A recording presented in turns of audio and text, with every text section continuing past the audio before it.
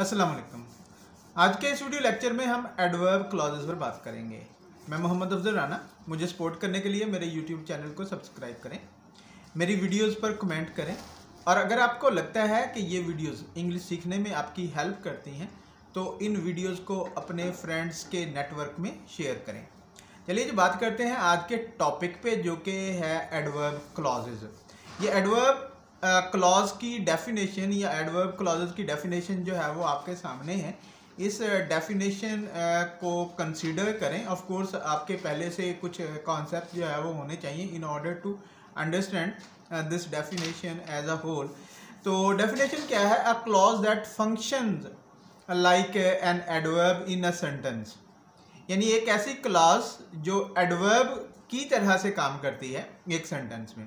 क्या करती है? Further it modifies meanings of a verb and adjective and other adverb. यानी क्या करती है? ये तीन इसके जो मेन फंक्शंस होते हैं, ये वर्ब के मीनिंग में कोई ऐड कर सकती है, उसके मीनिंग में कोई इजाफा कर सकती है, उसके मीनिंग को चेंज कर सकती है। एडजेक्टिव कोई है तो उसके मीनिंग को चेंज कर सकती है। एडवर्ब के मीनिंग को जो है वो चेंज कर सकती है, किसी दूसरे एडवर्ब के मीनिंग को चेंज कर सकती है। तो यही डेफिनेशन जो है वो एडवर्ब की है। स्टूडेंट्स, जब तक आपको एडवर्ब के बारे में अच्छी तरह से नहीं पता होगा आप उस वक्त तक एडवर्ब क्लॉजेस को भी नहीं समझ सकेंगे। बहरहाल I will try my best कि आपको ये कॉन्सेप्ट जो है वो क्लियर हो। अगर इसके बावजूद आपको लगता है कि ये कॉन्सेप्ट, क्योंकि ये थोड़ा कॉम्प्लिकेटेड कॉन्सेप्ट है, क्लियर नहीं हुआ, तो you can comment through this video. जो कमेंट सेक्शन है इस वीडियो का, वहाँ पे जाके आप जो है वो कमेंट्स कर सकते हैं and you can ask for clarification. लेकिन मुझे उम्मीद है कि आपको जो है वो ज़्यादातर चीज़ों की यहाँ पे समझ आ जाएगी। तो चलिए समझने के लिए जो है वो कुछ एग्जांपल्स देखते हैं कि एडवर्ब क्लॉजेस की एग्जांपल्स क्या क्या हैं। ये कुछ एग्जांपल्स हैं। इन एग्जांपल्स में अगर आप जो है वो देखते हैं तो आपको एडवर्ब क्लॉजेस जो है वो नज़र आती हैं और ये उस डेफिनेशन के मुताबिक या तो जो है वो किसी वर्ब के मॉडिफाई करती हुई नजर आती हैं, या किसी एडजेक्टिव को, या किसी दूसरे एडवर्ब को। फर्स्ट एग्जांपल है whether you like or not you will have to leave now. अब ये whether you like or not ये एडवर्ब क्लॉज है। उसके बाद नेक्स्ट सेंटेंस देखें। He realized after he was hit from behind that he was walking on the wrong side of the road. अब ये after he was hit from the behind ये एक adverb clause है। उसके बाद थर्ड एग्जाम्पल में देखें। He died because he did not want to live any longer। अब ये because he did not want to live any longer ये एक adverb clause है। तो अब आप इन क्लॉजेस को देख सकते हैं कि सेंटेंस में एडवर्ब क्लॉजेस जो है वो किस तरह से इस्तेमाल होती हैं। और ऑफ कोर्स मैंने इनके फंक्शन के बारे में जो है वो आपको पहले बता दिया कि ये क्या फंक्शन जो है वो प्ले करती हैं। अच्छा, ये एक डिफ़िकल्ट कॉन्सेप्ट है और इसको समझने के लिए काफ़ी ज़्यादा एक्टिव पार्टिसिपेशन की जो है वो ज़रूरत होती है। टेक्स्ट के साथ आपकी इंटरेक्शन जो है वो टेक्स्ट के साथ जो है वो बहुत अच्छी होनी चाहिए। अच्छा, कुछ सिग्नल वर्ड्स होते हैं, कुछ क्लूज होते हैं जो हमें बताते हैं कि एक क्लॉज जो है वो एडवर्ब क्लॉज है या नहीं है। तो कुछ वर्ड्स हैं जो एक एडवर्ब क्लॉज के शुरू में आते हैं, एक एडवर्ब क्लॉज अपने शुरू में लेती है। इन वर्ड्स की जो है वो एक लिस्ट बना लें और इस लिस्ट को जो है वो आप अपने जहन में रखें। बहुत ज़्यादा इम्पोर्टेंट वर्ड जो हैं वो आपके सामने हैं।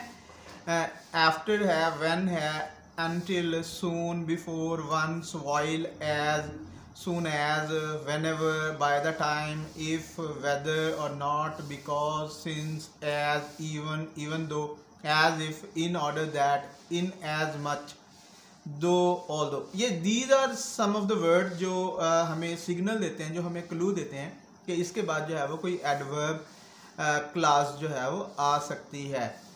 तो मज़ीद इसको जो है वो आप अगर देखते हैं तो थोड़ा सा जो है वो आप देखें कि ये एडवर्ब क्लॉज एक सेंटेंस में जो है वो कहाँ पे आएगी, यानी इसकी प्लेस जो है वो that is also very much important. तो adverb clause beginning of the sentence में हो सकती हैं, समटाइम्स ये मिडल ऑफ द सेंटेंस में हो सकती हैं, या आप इन्हें जो है वो मिडल ऑफ द सेंटेंस भी जो है वो लिख सकते हैं और eight the end of the sentence भी लिख सकते हैं।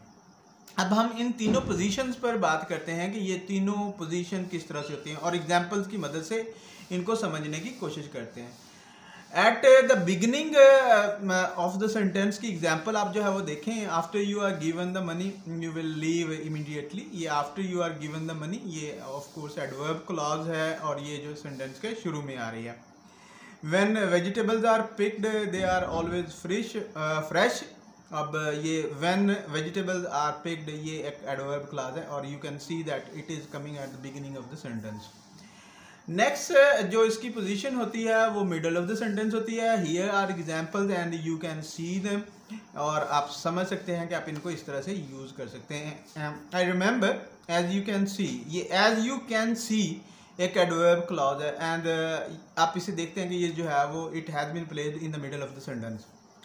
उसके बाद नेक्स्ट सेंटेंस को, नेक्स्ट एग्जांपल सेंटेंस को देखें। Children are taught though they never know all the skills of life. अब ये दो दे नेवर नो एक एडवर्ब क्लॉज है and it has been placed in the middle of the sentence.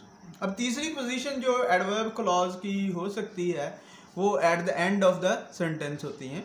और my sister is here because I invited her, ये because I invited her एक adverb clause है and it is at the end of the sentence. आप इस तरह से इनको जो है वो यूज कर सकते हैं। I'll help if you behave ये adverb clause है एंड आप देख सकते हैं it is at the end of the sentence. They sang when they were requested, this is also an adverb clause and it has been placed at the end of the sentence. तो students ये adverb clauses होती हैं, these are very much important और आपको जब भी आप जो है टेक्स्ट के साथ इंटरेक्ट कर रहे होते हैं तो आपको ये बहुत ज़्यादा मिलती हैं, बहुत फ्रीक्वेंटली जो है वो आपको टेक्स्ट में मिलती हैं। और दूसरी तरफ जब आप खुद जो है वो लिख रहे हैं for different purposes, especially for your academic purposes, आपको जो है यूज़ करनी पड़ती हैं adverb clauses in order to give more information, in order to give a detailed information about the thing you are writing. जिन चीज़ों के बारे में आप लिख रहे हैं उनकी ज़्यादा डिटेल देने के लिए आपको जो है वो एडवर्ब क्लॉजेस जो है वो लिखनी पड़ती हैं। एक और बात जो एडवर्ब क्लॉजेस के बारे में आपको जो है वो याद रखनी चाहिए वो ये कि एडवर्ब क्लॉजेस जो है वो सबऑर्डिनेट क्लॉजेस होती हैं और ये सबऑर्डिनेट कंजंक्शन के साथ जो है वो आती हैं। सबऑर्डिनेट क्लॉजेस को डिपेंडेंट क्लॉजेस भी जो है वो कहा जाता है क्योंकि ये खुद से अपने मीनिंग कंप्लीट नहीं देती या इनको जो है वो एज इंडिपेंडेंट सेंटेंसेस आप जो है वो नहीं लिख सकते। अब ये इसी एग्जांपल जो आपके सामने है इसको जो है वो देख के आप जो है वो समझ सकते हैं बिकॉज आई इन्वाइटेड हर। अब बिकॉज आई इन्वाइटेड हर को और इन्फॉर्मेशन चाहिए अपने मीनिंग जो है वो कंप्लीट करने के लिए, इसलिए ये एक डिपेंडेंट क्लॉज है। इस तरह से इफ़ यू बिहेव, इसमें भी इसको मज़ीद जो है वो कुछ वर्ड चाहिए अपने आप को जो है वो एक्सप्लेन करने के लिए। तो स्टूडेंट्स ये था एडवर्ब क्लॉजेस के बारे में। एडवर्ब क्लॉजेस बहुत ज़्यादा इंपॉर्टेंट होती हैं। एडवर्ब क्लॉजेस का जो है वो ख्याल रखा करें। नाउन क्लॉजेस और एडजेक्टिव क्लॉजेस की तरह से ये भी डिपेंडेंट क्लॉजेस होती हैं और जब हम किसी टेक्स्ट से इंटरेक्ट करते हैं, किसी टेक्स्ट को जो है वो पढ़ रहे होते हैं, उसको समझने की कोशिश कर रहे होते हैं, वहाँ पे हमें बहुत ज़्यादा एडवर्ब क्लॉजेस जो है वो मिलती हैं। और इसके अलावा जब हम खुद से लैंग्वेज प्रोड्यूस करने की कोशिश कर रहे हैं तो हमें बहुत सी एडवर्ब क्लॉजेस लिखनी पड़ती। तो अगर हमारे पास इनके बारे में ज़्यादा इंफॉर्मेशन है, of course we can handle them easily, ज़्यादा आसान जो है तरीके से हम इनको हैंडल कर सकते हैं। इंशाल्लाह we will be talking about this kind of topics in future as well. At the end once more I appeal you, if you think that this kind of video lectures help you to understand concepts of English and they can help you to improve your English language, you must subscribe this channel, share these video lectures with your friends among your network.